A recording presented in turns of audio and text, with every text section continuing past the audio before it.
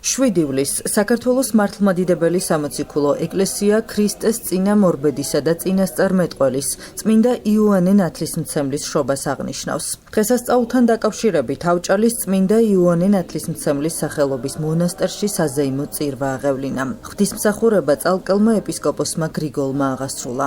თანამსახურებდნენ მონასტრის წინამძღვარი არქიმანდრიტი ელისე სიხარულიძე და სხვა სასულიერო პირები. სადღესასწაულო წირვის დასრულების შემდეგ მრევლს გადაგებით მიმართა არქიმანდრიტმა ელისე სიხარულიძემ. დღეს არის შობა დიდისა წინასწარმეტყველისა წინამორბედის ნათლისმცემელისა იოანესი, რომელიც ძალიან განსაკუთრებული იყო მაცხოვარი მის შესახებ ისეთ რამეს ამბობს, რომ კაცთაგან შობილიო, მასზე წმინდა არავინ არის. ყოვლა წმინდა ღვთისმშობლის შემდგომ იგი იყო ყველაზე დიდი კაცთა შორის.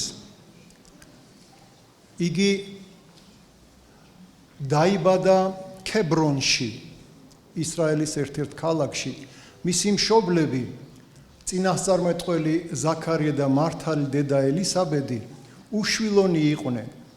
ისინი სამღვდო შთამომავლობიდან მოდიოდნენ და მღვდელი იყო ზაქარია და მას შვილი არ ეძლეოდა. უკვე ისინი გადასული იყვნენ თავის ახალგაზრდობის წლებიდან და წარმოიდგინეთ ისრაელში უშვილოები როგორც განსაკუთრებულ ცოდვილებად ითვლებოდნენ და წარმოიდგინეთ რამხელა განსაცდელი ჰქონდათ როგორ გადაიტანეს ეს განსაცდელი, როდესაც ისინი როგორც სახარებაში წერია მართალნი იყვნენ ღვთის წინაშე, რაიმე ცოდვის გამო კი არ იყო მათი უშვილოების მიზეზი.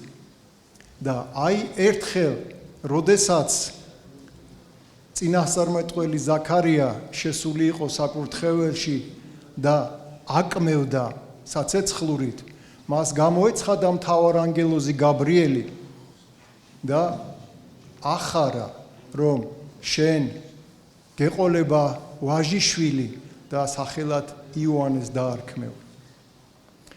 თავიდან შეეშინდა ზაქარიას ბუნებრივია, მაგრამ ამის შემდგომ ეჭვი შეიტანა მის სიტყვაში და უთხრა, რომ ჩვენაო გარდასრული ვართ წლებიდან ჩვენისაო და როგორ შეგვეძინებაო და მაშინ მთავარანგელოზი გაბრიელი ეუბნება, რომ მე ვარ გაბრიელ წინაშე მდგომარე უფლისა და რახან შენ არ დაიჯერეს, დამუნჯებულ იქნები მანამდე სანამ ეს არ აღსრულდება და დამუნჯდა წინასწარმეტყველი ზაქარია.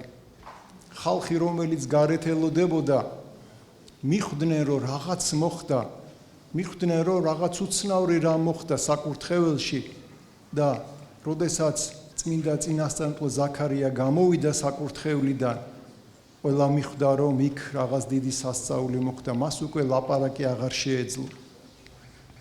გადის თვეები და ელისაბედს შეეძინება ვაჟიშვილი. და მერვე დღეს, როდესაც მისი წინა დაცვეთა უნდა იყოს, ეკითხებიან, რომ რა დავარქვათ სახელიო? მამის სახელი დავარქვათ ზაქარიაო და ელისაბედი ეუბნება, არა, იოანე არ სახელი მისიო.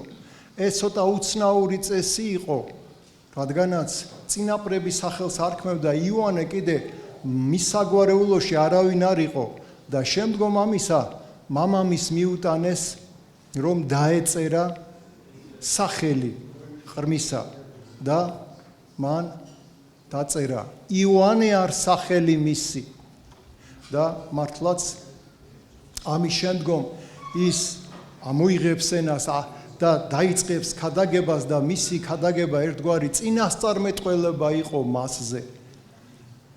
წმინდა იოანე ნათლისმცემელი არის წინამორბედი, ანუ გზის გამყვალავი და ასე ვთქვათ, მოსამზადებელი აი ამ დიდი სიწმინდის მიღებისთვის, რომელსაც მესია, ქვეყნის მსწელი, მაცხოვარი ჩვენი იესო ქრისტე წარმოადგენდა. და მისი მთავარი მესიჯი, მთავარი ქადაგების შინაარსი იყო შეინანეთ, რამე თუ მოახლოებულ არ სასუფეველი ცათა.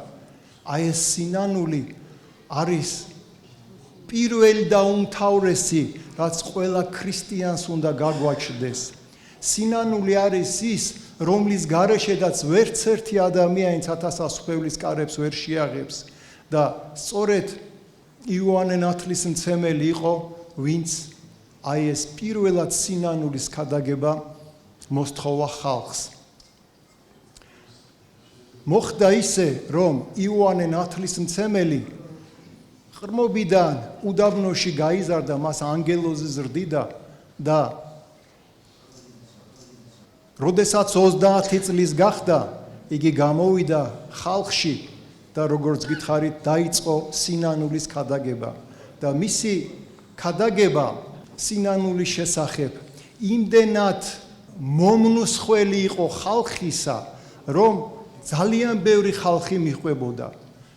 ის, ასე ვთქვათ, აკლემის ტყავით შემოსილი, უდაბნოში გაზრდილი, წარმოიდგინეთ, აი გარეგნულად იყო როგორც დიდი ასკეტი და წარმოიდგინეთ ის, როდესაც ქადაგებდა, მის თვალებში ყველა დიდ მადლს ხედავდა და მისი შეხედვაც კი ადამიანებში იწვევდა დიდ სინანულს და ეს სინანული მარტო ის კი არ არის, რომ ცრემლები მოზდის და ღმერთს პატიებას თხოვენ და არა, ამ სინანულს თან მოყვება ენით გამოუთქმელი შინაგანი სულიერი სიხარული და ჭეშმარიტი სინანული აუცილებლად სიხარულთან ერთად ხდება ხოლმე. და აი იოანე ნათლისმცემელი ნათლავდა იორდანეში. ხალხი აღვარებდა მას ცოდვებს და ის თავზე ხელს შეახებდა და ეუბნებოდა, მე შენ გნათლავ მომავალი მესიის სახელით.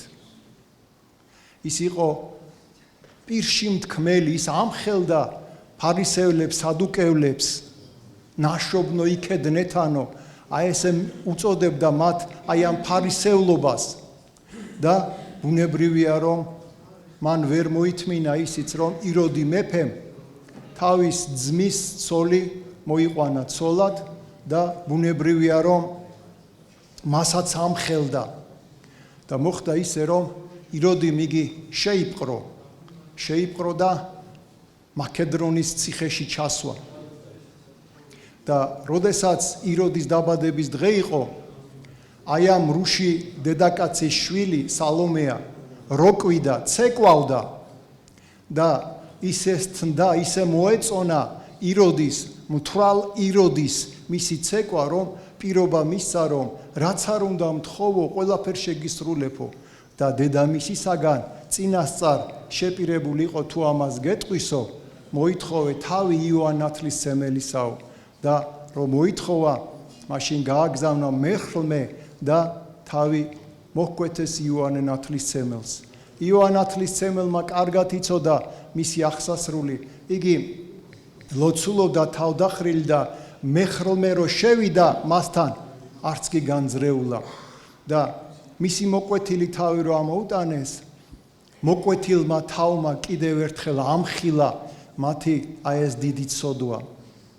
იოანე ნათლისმცემელი არის, თუ შეიძლება ითქვას, დამასრულებელი ძველი აღთქმის და ახალი აღთქმის საფუძვლის დამდებელი და იგი, როგორც გითხარით, სინანულის ქადაგებელია, ასე რომ ჩვენს ჩემოკეთილებო აუცილებლად სინანული უნდა გქონდეს პირველ რიგში და როგორც გითხარით, სინანულის გარეშე ვერც ერთი ადამიანი 1000 სხეულის კარებს ვერ შეაღებს და ის ადამიანი, რომელსაც უნდა სინანული გქონდეს და ვერ აქვს, ითხოვოს იოანე ნათლისმცემლისაგან, რომ შუამდგომელობა გაგიწიოთ უფალთან და უფრო კარგად დაინახავთ თქვენ ცოდვებს, ისეთ ცოდვებს, რომელსაც დღესდღეობით შეიძლება თქვენ ყურადღებას ვერც აქცევთ და არა მარტო დაგანახებთ, არამედ შეგაგზნებინებს ამ ცოდვების თელ საშინელებას.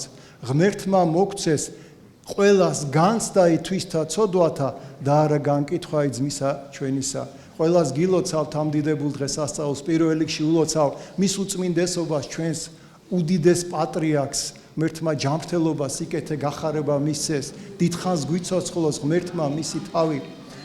მე ასევე ულოცავ ყოვლადუსამდელო ეს გრიგოლს, რომელიც ყოველთვის დღესასწაულზე არ გვტოვებს და ჩვენთან მობრძანდება და მასთან ერთად ვზეიმობთ აი ამ დიდ დღესასწაულებს. მე ულოცავ იმ მამებს, იმ დედებს, რომლებიც მობრძანდნენ, რომელიც აქ არიან დედები, მამები, მრევლს თითოეულ თქვენთაგანს გილოცავთ და გისურვებთ, რომ იოან ნათლისმცემლის მადლი, ანუ განცდა ითვისთა ცოდვათა მოგვანიჭოს უფალმა მარადის ამინ. ჩვენთან არს ღმერთი. გადაგების დასრულების შემდეგ სასულიერო პირებმა მრევლთან ერთად ლიტანიობა აღასრულეს და ტაძარს გარშემო ჯვრებითა და ხატებით შემოუარეს. მონასტერში შეკრებილები სრულიად საქართველოს დღესასწაულს ულოცავდნენ და ამ დღის მნიშვნელობაზე საუბრობდნენ. ძალიან გვიყვარს, გვიხარია ეს დღესასწაული. ჩვენ მე პირადად ალბათ 1-15 წელიწადია ყოველ 7 ივლისს მოვდივარ. მიყვარს ძალიან აქაურობა, ძალიან ლამაზია სხვათა შორის და განსაკუთრებულია და მადლიც განსაკუთრებულია. ყველას ულოცავ აი ამ ძალიან კარგ დღესასწაულს ნამდვილად და იოან ნათლისმცემლის მადლით, ლოცვით ეწეოდეს საქართველოს, ჩვენს ოჯახებს, ჩვენს მრევლს, ყველას დაგლოცავთ და გილოცავთ დღევანდელ დღეს. მოგილოცავთ სრულიად საქართველოს დღესასწაულს, შეგვეწიოს სრულიად საქართველოს, გაგვაერთიანოს, გაგვამთლიანოს. დღევანდელ დღეს ულოცავთ სრულიად საქართველოს და ჩვენ პატრიარქს, რომელიც გვინდა რომ იყოს ბედნიერი და ჯანმრთელი. სრულიად საქართველოს ულოცავ იოანე ნათლისმცემლის შობას და ასევე ულოცავ ჩვენს პატრიარქს, უსურვებ ჯანმრთელობას და მხნეობას. აღსანიშნავია, რომ საქართველოს მართლმადიდებელი სამოციქულო ეკლესია წმინდა იოანე ნათლისმცემლის ხსენების დღეს წელიწადში რამდენჯერმე აღნიშნავს.